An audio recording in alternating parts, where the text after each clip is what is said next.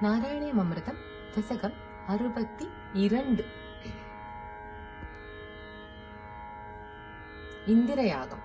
நந்தகோபன் மழைக்கு அதிபதி இந்திரனுக்கு யாகம் செய்ய விழைய சிந்தனையுற்ற நீவிரும் கோவர்தனகிரி அனைத்திலும் உயர்ந்ததென கோபருக்கு உணர்வித்து கிரிவலம் செய்து பூஜை செய்து கொண்டாட கோபமுற்ற இந்திரன் நின்னை அறிந்தும்